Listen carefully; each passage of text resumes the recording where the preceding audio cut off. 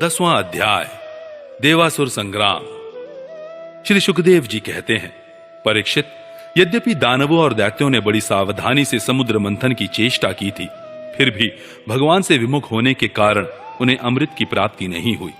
राजन, भगवान ने समुद्र को मथकर अमृत निकाला और अपने निज जन देवताओं को पिला दिया। फिर सबके देखते देखते वे गरुड़ पर सवार हुए और वहां से चले गए।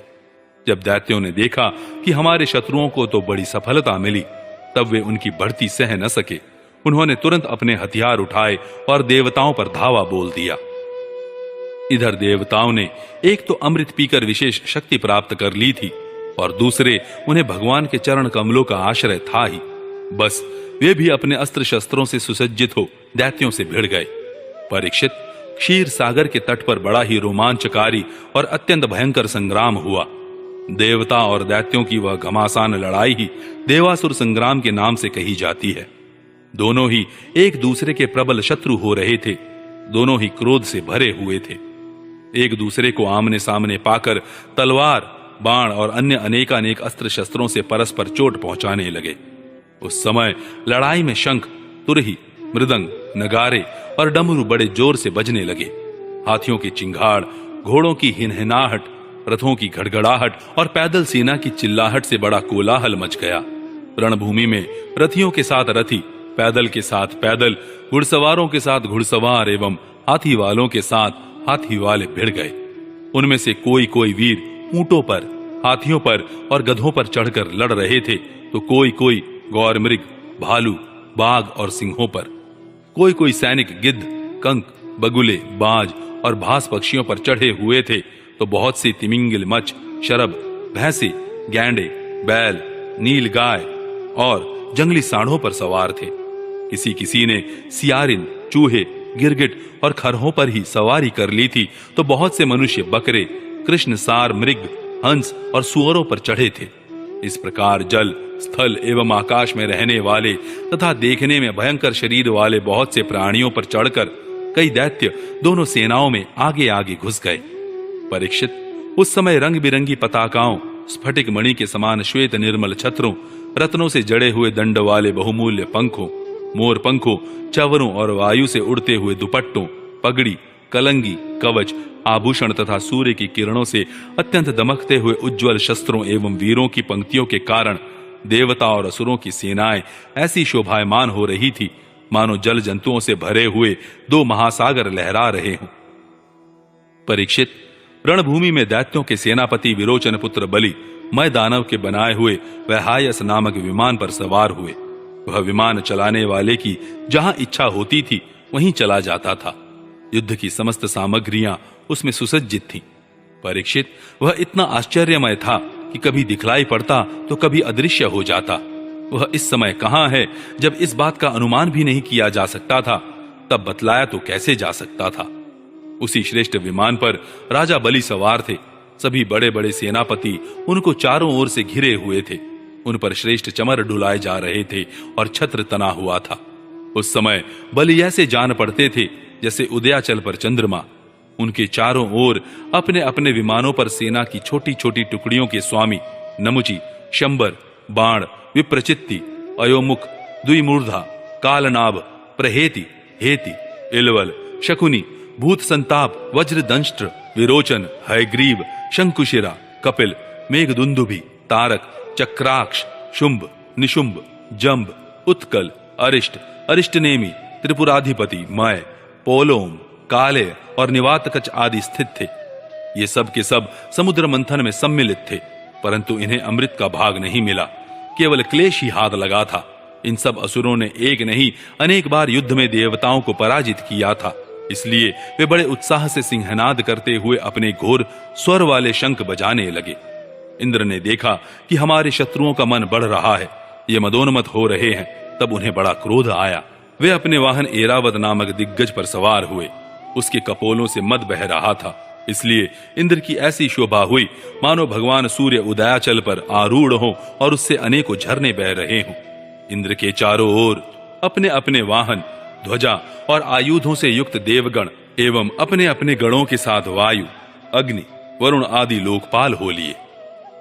दोनों सेनाएं आमने सामने खड़ी हो गईं। दो दो की जोड़ियां बनाकर वे लोग लड़ने लगे। कोई आगे बढ़ रहा था तो कोई नाम ले लेकर ललकार रहा था। कोई कोई मर्म भेदी वचनों के द्वारा अपने प्रतिद्वंद्वी को धिक्कार रहा था। बलि इंद्र से, स्वामी कार्तिक तारकासुर से, वरुण हेति से और मित्र प्रहेति से भिड़ गए।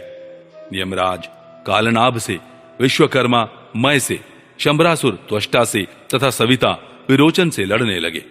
नमूची अपराजित से, अश्विनी कुमार वृषपर्वा से तथा सूर्यदेव बलि के बाण आदि 100 पुत्रों से युद्ध करने लगे। राहु के साथ चंद्रमा और पुलोमा के साथ वायु का युद्ध हुआ। भद्रकाली देवी निशुंभ और शुंभ पर झपट पड़ी। परीक्षित जंभासुर से महादेव जी की, महिषासुर से अग्निदेव की और वातापी तथा इलवल से ब्रह्मा के पुत्र मरीचि आदि की ठन गई। दुर्मर्ष की कामदेव से, उत्कल की मातृगणों से, शुक्राचार्य की बृहस्पति से और नरकासुर की शनैश्चर से लड़ाई होने लगी। निवात कवचों के साथ मरुदगण, कालेयों के साथ वसुगण, पौलमों के साथ विश्व देवगण तथा क्रोधवशों के साथ रुद्रगण का संग्राम होने लगा। इस प्रकार असुर और देवता रणभूमि में द्वंद्व युद्ध और सामूहिक आक्रमण द्वारा एक दूसरे से भिड़कर परस्पर विजय की इच्छा से उत्साहपूर्वक तीखे तलवार और भालों से प्रहार करने लगे। वे तरह तरह से युद्ध कर रहे थे। भुषुंडी, चक्र, गदा, रिष्टि, पट्टिश, शक्ति, उल्मूक, प्रास, फरसा, तलवार, भाले, मुदगर, परिघ और भिंदीपाल से एक दूसरे का सिर काटने लगे। उस समय अपने सवारों के साथ हाथी, घोड़े, रथ आदि अनेकों प्रकार के वाहन और पैदल सेना छिन्न भिन्न होने लगी।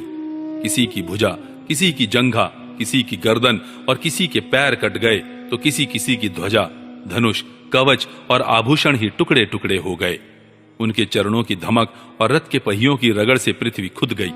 उस समय रणभूमि से ऐसी प्रचंड धूल उठी कि उसने दिशा, आकाश और सूर्य को भी ढक दिया। परंतु थोड़ी ही देर में खून की धारा से भूमि आप्लावित हो गई और कहीं धूल का नाम भी न रहा। तदनंतर लड़ाई का मैदान कटे हुए सिरों से भर गया। किसी के मुकुट और कुंडल गिर गए थे तो किसी की आंखों से क्रोध की मुद्रा प्रकट हो रही थी। किसी किसी ने अपने दांतों से होंठ दबा रखा था। बहुतों की आभूषणों और शस्त्रों से सुसज्जित लंबी लंबी भुजाएं कटकर गिरी हुई थी और बहुतों की मोटी मोटी जांघें कटी हुई पड़ी थी। इस प्रकार वह रणभूमि बड़ी भीषण दिख रही थी। तब वहां बहुत से धड़ अपने कटकर गिरे हुए सिरों के नेत्रों से देखकर हाथों में हथियार उठा वीरों की ओर दौड़ने और उछलने लगे। राजा बलि ने 10 बाण इंद्र पर, 3 उनके वाहन एरावत पर, 4 एरावत के 4 चरण रक्षकों पर और 1 मुख्य महावत पर, इस प्रकार कुल 18 बाण छोड़े। इंद्र ने देखा कि बलि के बाण तो हमें घायल करना ही चाहते हैं। तब उन्होंने बड़ी फुर्ती से उतने ही तीखे भल्ल नामक बाणों से उनको वहां तक पहुंचने के पहले ही हंसते हंसते काट डाला। इंद्र की यह प्रशंसनीय फुर्ती देखकर राजा बलि और भी चिढ़ गए। उन्होंने एक बहुत बड़ी शक्ति जो बड़े भारी लूके के समान चल रही थी उठाई, किंतु अभी वह उनके हाथ में ही थी, छूटने नहीं पाई थी कि इंद्र ने उसे भी काट डाला। इसके बाद बलि ने एक के पीछे एक क्रमशः शूल, प्रास, तोमर और शक्ति उठाई, परंतु वे जो जो शस्त्र हाथ में उठाते इंद्र उन्हें टुकड़े टुकड़े कर डालते। इस हस्त लाघव से इंद्र का ऐश्वर्य और भी चमक उठा। परीक्षित अब इंद्र की फुर्ती से घबराकर पहले तो बलि अंतर्धान हो गए, फिर उन्होंने आसुरी माया की सृष्टि की। तुरंत ही देवताओं की सेना के ऊपर एक पर्वत प्रकट हुआ। उस पर्वत से दावाग्नि से जलते हुए वृक्ष और टांकी जैसी तीखी धार वाले शिखरों के साथ नुकीली शिलाएं गिरने लगी। इससे देवताओं की सेना चकनाचूर होने लगी। तत्पश्चात बड़े बड़े सांप, दंदशूक, बिच्छू और अन्य विषैले जीव उछल उछल कर काटने और डंक मारने लगे। सिंह, बाघ और सुअर देव सेना के बड़े बड़े हाथियों को फाड़ने लगे। परीक्षित हाथों में शूल लिए मारो, काटो, इस प्रकार चिल्लाती हुई सैकड़ों नंग धड़ंग राक्षसियां और राक्षस भी वहां प्रकट हो गए। कुछ ही क्षण बाद आकाश में बादलों की घनघोर घटाएं मंडराने लगी। उनके आपस में टकराने से बड़ी गहरी और कठोर गर्जना होने लगी। बिजलियां चमकने लगी और आंधी के झकझोरने से बादल अंगारों की वर्षा करने लगे। दैत्यराज बलि ने प्रलय की अग्नि के समान बड़ी भयानक आग की सृष्टि की। वह बात की बात में वायु की सहायता से देवसेना को जलाने लगी। थोड़ी ही देर में ऐसा जान पड़ा कि प्रबल आंधी के थपेड़ों से समुद्र में बड़ी बड़ी लहरें और भयानक भंवर उठ रहे हैं और वह अपनी मर्यादा छोड़कर चारों ओर से देवसेना को घेरता हुआ उमड़ा आ रहा है।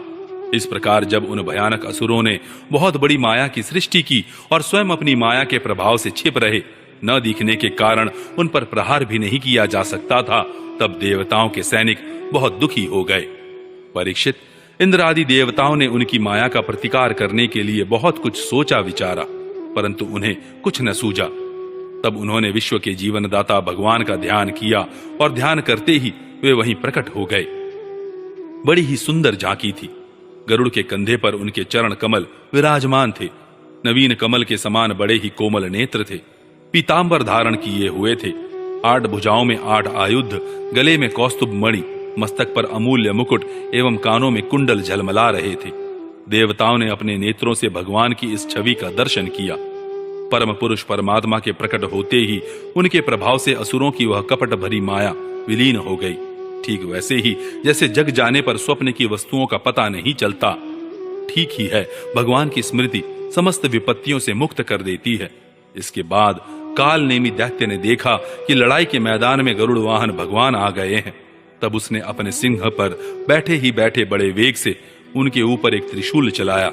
वह गरुड़ के सिर पर लगने वाला ही था कि खेल खेल में भगवान ने उसे पकड़ लिया और उसी त्रिशूल से उसके चलाने वाले कालनेमी दैत्य तथा उसके वाहन को मार डाला। माली और सुमाली 2 दैत्य बड़े बलवान थे। भगवान ने युद्ध में अपने चक्र से उनके सिर भी काट डाले और वे निर्जीव होकर गिर पड़े। तदनंतर माल्यवान ने अपनी प्रचंड गदा से गरुड़ पर बड़े वेग के साथ प्रहार किया, परंतु गर्जना करते हुए माल्यवान के प्रहार करते न करते ही भगवान ने चक्र से उसके सिर को भी धड़ से अलग कर दिया।